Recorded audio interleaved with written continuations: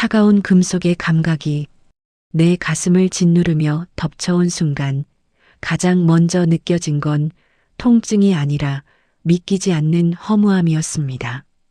40년을 한 입을 덮고 살며 정성으로 뒷바라지한 남편이 고작 자존심 하나 상했다는 이유로 나를 사지로 몰아넣고 있었으니까요.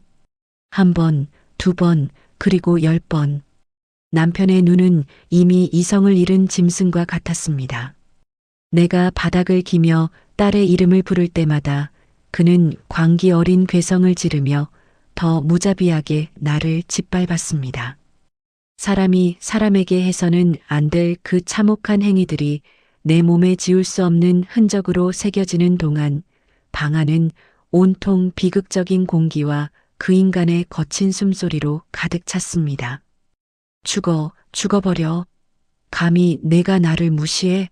의식이 붉게 물들며 멀어지는 찰나 나는 남편의 바짓가랑이를 붙잡고 속으로 외쳤습니다.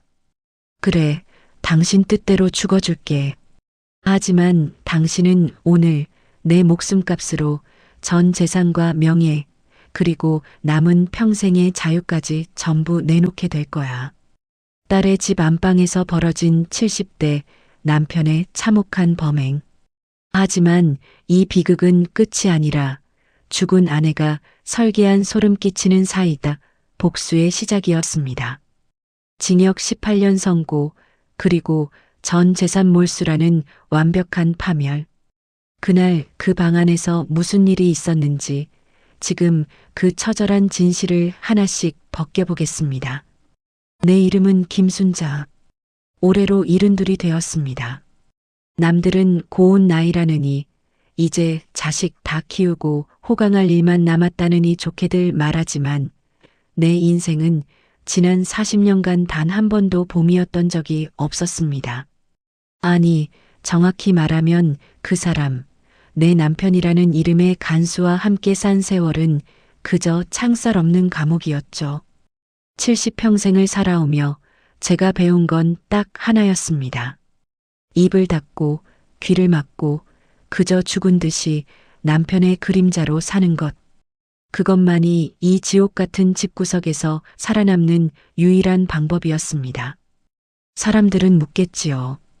왜 진작 도망치지 않았느냐고, 요즘 세상에 이혼이 무슨 흉이냐고 말입니다. 하지만 그 시절 우리네 여자들 인생이 다 그랬습니다. 남편이 밖에서 무슨 짓을 하고 다녀도 집안에서 손찌검을 해도 그저 내 팔자려니 하고 삼키는 게 미덕인 줄 알았습니다. 특히 내 남편은 유독 지독했습니다. 밖에서는 법 없이도 살 사람처럼 허허거리며 호인 노릇을 했지만 현관문만 닫고 들어오면 돌변했습니다. 밥상에 올린 국이 조금만 식어도 숟가락을 집어 던지는 건 일수였고, 시장에 나가 이웃과 웃으며 대화라도 나누는 날엔 어김없이 천박하게 어딜 꼬리를 치느냐며 차마 입에 담지 못할 욕설을 퍼부었습니다. 그 사람에게 나는 아내가 아니라 말 잘 듣는 소유물에 불과했습니다. 매일 아침 눈을 뜨는 것이 고통이었습니다. 창밖으로 비치는 눈부신 햇살조차 나를 비웃는 것 같아 커튼을 꽁꽁 싸매고 살았습니다. 하지만 나는 참았습니다. 오직 내 새끼들 때문이었죠. 엄마가 억압당하는 걸 보여주기 싫어서 혹여나 내가 집을 나가면 그 화풀이가 어린 자식들에게 갈까봐 나는 내 영혼을 깎아먹으며 버텼습니다. 그렇게 40년을 내 이름 순자는 잊힌 채 누구의 엄마, 누구의 마누라로만 살았습니다. 거울 속에 나는 어느덧 검버섯이 피고 눈가가 처진 낯선 노파가 되어 있더군요. 그 세월 동안 내가 나를 위해 산 시간은 단 1분도 없었습니다. 그런데 일주일 전 내 인생을 송두리째 바꾼 사건이 터졌습니다. 그날도 여느 때와 다름없는 저녁이었죠. 남편은 거실 소파에 대자로 뻗어 텔레비전을 보고 있었고 나는 주방에서 기름 냄새를 맡으며 전을 부치고 있었습니다. 내 무릎이 삐걱거리고 허리가 끊어질 듯 아파도 그 사람은 물 한 컵 제 손으로 떠 마시는 법이 없었습니다. 그러다 정성껏 차린 찌개가 자기 입맛에 조금 싱겁다며 남편은 갑자기 냄비를 통째로 드러내 얼굴을 향해 끼얹었습니다. 뜨거운 국물이 살갗을 파고드는데 대인 가슴보다 더 아픈 건 남편의 싸늘한 눈빛이었습니다. 너 같은 건 밥 얻어먹을 자격도 없어. 주는 대로 먹지 어디서 반항이야? 그 말 한마디가 내 심장에 비수처럼 꽂혔습니다. 그때였습니다. 내 안에서 무언가 툭하고 끊어지는 소리가 들린 것은요. 40년 동안 꽁꽁 묶어두었던 인내의 끈이 한순간에 타버린 기분이었습니다. 더 이상은 안 되겠다. 이대로 죽으면 내 무덤가에 참 잘 참았다는 비석이라도 세워줄 줄 알았는데 아니었습니다. 죽어서도 이 사람 곁에 묻힐 생각을 하니 소름이 끼쳐 견딜 수가 없었습니다. 나는 그날 밤 남편이 술에 취해 코를 골며 잠든 사이 평생 한 번도 열어보지 않았던 그의 안방 장롱 깊숙한 곳 비밀 금고를 열었습니다. 그 안에는 그가 나 몰래 모아둔 현금 뭉치와 땅 문서들이 가득하더군요. 내가 자식들 학원비가 없어서 발을 동동 구를 때도 내 옷 한 벌 사입지 못하고 기워 입을 때도 그는 뒤에서 이런 돈잔치를 벌이고 있었던 겁니다. 나는 망설이지 않았습니다. 40년간 내가 받아야 했던 눈물가, 위자료라 생각하며 현금 뭉치 몇 개와 내 낡은 여권을 챙겼습니다. 그리고 다음 날 아침 남편이 깨어나기 전 나는 생전 처음으로 쪽지 한 장 남기지 않고 집을 나왔습니다. 행선지는 단 한 곳, 서울에 사는 내 딸 아이의 집이었습니다. 지하철역으로 향하는 길, 내 발걸음은 이상하게 가벼웠습니다. 가방 안에는 낡은 옷가지 몇 벌과 묵직한 현금, 그리고 아직 누구에게도 말하지 못한 비밀스러운 계획이 담긴 종이 한 장이 들어 있었습니다. 남편은 상상조차 못할, 아니, 이 세상 그 누구도 알지 못할 나의 마지막 반격이 시작되는 순간이었습니다. 딸의 집 현관벨을 누르기 직전 나는 결심했습니다. 이번만큼은 절대 지지 않겠다고. 설령 그 끝이 낭떠러지일지라도 나는 내 발로 걸어가겠다고 말이죠.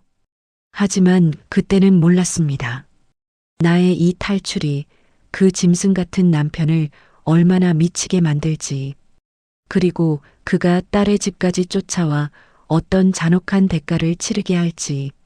사실 내가 딸의 집으로 간 건 단순히 숨으려던 게 아니었습니다. 내가 딸의 집 거실 한복판에 둔 그 물건이 무엇인지 아신다면 여러분은 아마 경악하실 겁니다. 그것은 우리 가족 모두를 파멸로 몰고 갈 수도 혹은 저를 영원한 자유로 인도할 수도 있는 양날의 검이었으니까요. 딸 아이의 집 현관문이 열리고 내 얼굴을 확인한 딸의 눈이 휘둥그레졌습니다. 평생 아빠 목소리 한 번에 사시나무 떨듯 떨던 엄마가 난생 처음 보는 고운 화장을 하고 세련된 캐리어를 끌고 나타났으니 오죽했을까요? 딸은 연신 엄마 무슨 일이야? 아빠랑 싸웠어? 하며 안절부절 못했지만 나는 그저 평온하게 웃으며 말했습니다. 얘야, 엄마 휴가 왔다. 딱 일주일만 너랑 맛있는 거 먹고 쉬다 갈게. 그 말이 딸에게는 폭탄 선언처럼 들렸겠지만 나에게는 40년 만에 처음 내뱉은 승전보였습니다. 딸의 집에서의 생활은 그야말로 꿈결 같았습니다.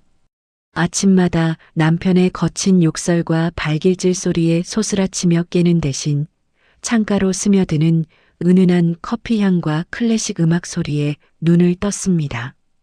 남편의 입맛에 맞추느라 매일같이 지저대던 된장찌개 대신 딸이 시켜주는 생소한 이름의 파스타를 먹고 예쁜 카페에 앉아 남들처럼 조각 케이크를 포크로 떠먹었습니다.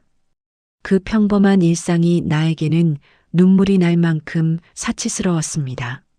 아, 나도 사람이었지. 나도 이렇게 대접받으며 살 수 있는 여자였지. 그런 생각이 들 때마다 가슴 한구석이 아려왔습니다. 하지만 그 평화는 독이 든 사과와 같았습니다. 내 휴대폰은 남편이 보낸 부재중 전화로 가득 찼고 문자 메시지함은 차마 입에 담지도 못할 협박으로 도배되었습니다. 이년아, 당장 기어들어와라. 거기까지 가서 끝장을 보기 전에 좋게 말할 때 와라. 남편의 문자를 읽을 때마다 손이 떨렸지만 나는 예전처럼 휴대폰을 던지며 울지 않았습니다. 오히려 그 문자를 하나하나 캡처해서 보관했습니다. 그게 나중에 내 딸을 지킬 증거가 될 거라는 걸 본능적으로 느꼈거든요. 딸이 출근하고 나면 나는 본격적으로 움직였습니다. 내가 가져온 그 무거운 캐리어 안에는 현금만 들어있는 게 아니었습니다. 나는 딸의 집 안방 침대 밑에 내가 가져온 그 물건을 숨겼습니다. 바로 남편이 40년 동안 차명으로 관리해온 비자금 장부와 땅 투기 계약서 원본이었습니다. 남편은 이 장부들이 집 금고에 그대로 있는 줄 알겠지만 이미 내 손안에 들어와 있었죠. 나는 이걸 딸에게 물려줄 생각이었습니다. 내가 잘못되더라도 적어도 내 딸만큼은 그 괴물 같은 아빠 밑에서 빈손으로 쫓겨나지 않게 말입니다. 딸의 집에 머문 지 딱 5일째 되던 날 딸은 회식이라며 늦는다는 연락이 왔고 나는 혼자 거실에 있었습니다. 그때 인터폰 화면이 불길하게 깜빡거리더니 남편의 그림자가 화면을 꽉 채웠습니다. 그는 도어락 번호를 마구 누르며 현관문을 부술 듯이 두드려댔습니다. 김순자, 당장 문 안 열어? 내가 감히 내 돈을 들고 튀어? 복도 끝까지 울려 퍼지는 그 포효에 내 심장은 바닥까지 가라앉았습니다. 나는 숨을 죽인 채 인터폰 화면 속의 그를 지켜봤습니다. 그의 눈은 이미 이성이 나간 상태였습니다. 그는 한참이나 난동을 피우더니 갑자기 조용해졌습니다. 포기하고 간 걸까요? 아니요, 저는 남편을 너무나 잘 압니다. 그는 절대로 그냥 물러날 인간이 아닙니다. 나는 떨리는 손으로 남편에게 문자를 보냈습니다. 당신이 평생 모은 장부, 지금 내 손에 있어. 경찰에 넘기기 전에 당장 돌아가. 그 문자가 전송되는 순간 복도에서 소름 끼치는 웃음소리가 들려왔습니다. 그래, 장부 여기 있지? 그럼 내가 들어갈 때까지 거기 딱 기다려라. 그 목소리는 분노를 넘어선 광기였습니다. 나는 알고 있었습니다. 내가 보낸 그 문자가 그의 마지막 이성을 끊어버리는 도화선이 되었다는 것을요. 하지만 나는 문을 열지 않았습니다. 오히려 딸에게 전화를 걸어 오늘 절대 집에 오지 마라. 친구 집에서 자라고 단호하게 말했습니다. 그날 밤 나는 딸의 집 거실 한복판에 남편의 장부를 올려두었습니다. 그리고 그 옆에 아주 작은 녹음기 하나를 숨겨두었습니다. 만약 그가 문을 부수고 들어온다면 그가 나에게 쏟아낼 온갖 추악한 말들과 폭력의 순간을 세상 모든 사람이 듣게 하겠다는 최후의 결전이었습니다. 복도 계단 참에서 들려오는 남편의 거친 숨소리를 들으며 나는 가슴속에 품은 여권을 꽉 쥐었습니다. 자, 이제 시작이야. 당신과 나 누가 이기는지 한번 보자고. 하지만 저는 그때 상상조차 하지 못했습니다. 남편이 도어락 번호를 어떻게 알아냈는지, 그리고 그가 내민 손에 무엇이 들려 있었는지를 말입니다. 다음 날 아침 딸이 장을 보러 잠시 나간 그 찰나의 순간 현관문이 힘없이 열렸습니다. 현관문 너머에서 들리던 발소리가 갑자기 뚝 끊겼습니다. 정막. 아파트 복도의 그 고요함이 이렇게 공포스러울 수 있다는 걸 예전엔 미처 몰랐습니다. 남편이 포기하고 간 걸까요? 아니요. 그는 사냥개 같은 인간입니다. 제가 보낸 장부 문자가 그의 영린을 건드렸다는 걸 압니다. 그 장부는 남편에게 목숨보다 소중한 치부였으니까요. 그걸 내가 가졌다는 걸 안 이상 그는 이제 나를 아내가 아니라 반드시 처리해야 할 적으로 보고 있을 겁니다. 나는 딸에게 다시 한번 확인 전화를 걸었습니다. 얘야, 너 지금 어디니? 절대 무슨 일이 있어도 오늘 밤엔 집에 오면 안 된다. 목소리가 덜덜 떨렸지만 단호하게 말했습니다. 사실 그게 딸과 나누는 마지막 대화가 될지도 모른다는 예감이 들었습니다. 하지만 내 새끼만큼은 이 아수라장에 끼어들게 하고 싶지 않았습니다. 40년 전 내가 남편의 매를 맞으면서도 아이들 앞에서는 웃으려 애썼던 그 마음으로 말이죠. 밤이 깊어지자 딸의 아파트는 거대한 무덤처럼 조용해졌습니다. 나는 거실 불을 모두 끄고 소파에 앉았습니다. 창밖의 불빛들을 보니 내 인생이 너무나 가엾어 눈물이 핑 돌았습니다. 하지만 울 시간도 없었습니다. 나는 거실 테이블 위에 장부 원본을 올려두고 화분 뒤에 조그만 녹음기를 켰습니다. 당신이 오늘 나를 해치려 온다면 세상은 당신이 얼마나 추악한 인간인지 똑똑히 알게 될 거야. 새벽 2시쯤 복도에서 미세한 소리가 들렸습니다. 삑, 삑, 삑, 삑. 도어락 번호를 누르는 소리였습니다. 심장이 멎는 것 같았습니다. 남편은 번호를 하나씩 바꿔가며 집요하게 누르고 있었습니다. 나는 문구멍을 통해 밖을 보았습니다. 남편은 기괴한 미소를 띠고 있었습니다. 순자야, 번호가 이게 아니네. 괜찮아. 나 시간 많아. 내가 나오든지 내가 들어가든지 오늘 결판이 나야지. 그는 복도 바닥에 주저앉아 신문지에 돌돌 말린 날카로운 물건을 꺼내더군요. 나는 결심했습니다. 도망치는 건 오늘로 끝내겠다고. 아침 8시 딸에게서 문자가 왔습니다. 엄마, 마트 들러서 아침거리 사갈게. 10분 뒤에 봐. 그 문자를 본 순간 직감했습니다. 이제 지옥의 문이 열릴 것이라는 걸요. 나는 마지막으로 머리를 빗고 녹음기를 확인했습니다. 10분 뒤 도어락 열리는 소리와 함께 복도에서 대기하던 짐승의 포효가 복도를 가득 채웠습니다. 잡았다, 인연. 마트에서 밝게 웃으며 들어오던 딸의 얼굴이 공포로 일그러졌습니다. 문이 닫히기도 전 남편이 들이닥쳤습니다. 그는 딸을 밀쳐내며 거실로 들어왔고 숨겨둔 흉기가 번뜩였습니다. 남편은 나를 노려보며 집안을 뒤엎기 시작했습니다. 화분이 박살나고 액자가 떨어져 유리 파편이 튀었습니다. 하지만 나는 피하지 않았습니다. 내 평생 처음으로 그 인간의 눈을 똑바로 마주 보았습니다. 당신은 참 비겁해. 내가 당신 말 안 듣고 집 한 번 나온 게 그렇게 무시당한 거야? 내 말이 끝나기도 전 남편의 폭력이 쏟아졌습니다. 입안에서 비릿한 맛이 느껴졌지만 웃음이 났습니다. 고작 이 정도구나. 평생 나를 짓눌러온 권력이라는 게 결국 이 비겁한 힘뿐이었구나 싶더군요. 나는 테이블 위 장부를 가리켰습니다. 이거 찾으러 왔지? 근데 당신은 오늘 이걸 가져가도 소용없을 거야. 남편은 이성을 잃고 달려들었습니다. 딸이 울부짖으며 말렸지만 소용없었습니다. 나는 딸을 지키기 위해 장부를 들고 안방으로 뛰어들어갔고 남편은 흉기를 들고 나를 쫓아왔습니다.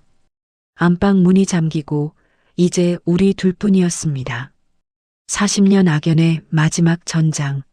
나는 침대 모서리에 몰린 채 장부를 꽉 쥐었습니다. 남편은 내 멱살을 잡고 장부 사본 어디 있어? 당장 말 안 하면 여기서 끝장이야. 라고 소리쳤습니다. 나는 남편의 얼굴에 침을 뱉었습니다. 끝내봐. 당신은 평생 감옥에서 썩게 될 테니까. 그 순간 남편의 눈빛은 인간의 영역을 벗어난 살기로 가득 찼습니다. 그는 손에 든 것을 높이 쳐들었습니다. 문 밖에서 딸이 울며 문을 두드렸지만 그는 듣지 않았습니다. 차가운 금속이 살을 파고드는 감각이 느껴졌습니다. 하지만 이제 정말 끝이구나 하는 해방감이 먼저 찾아왔습니다. 나는 쓰러지면서도 화분 뒤 녹음기를 생각했습니다. 남편의 추악한 고함과 죄를 시인하는 목소리들이 기록되기를 간절히 바랐습니다. 남편은 멈추지 않았습니다. 한 번, 두 번, 그는 광적으로 나를 난도질했습니다. 무려 88번의 흔적이 내 몸에 새겨졌습니다. 그것은 살인이 아니라 공포에 질린 한 남자의 발악이었습니다. 나는 차가운 바닥에서 마지막으로 천장을 보았습니다. 죽어가는 내 입가에는 작은 미소가 걸려 있었습니다. 내가 죽어야만 이 남자가 무너진다는 진실이 가장 큰 승리처럼 느껴졌기 때문입니다. 방 안은 비현실적일 만큼 고요해졌습니다.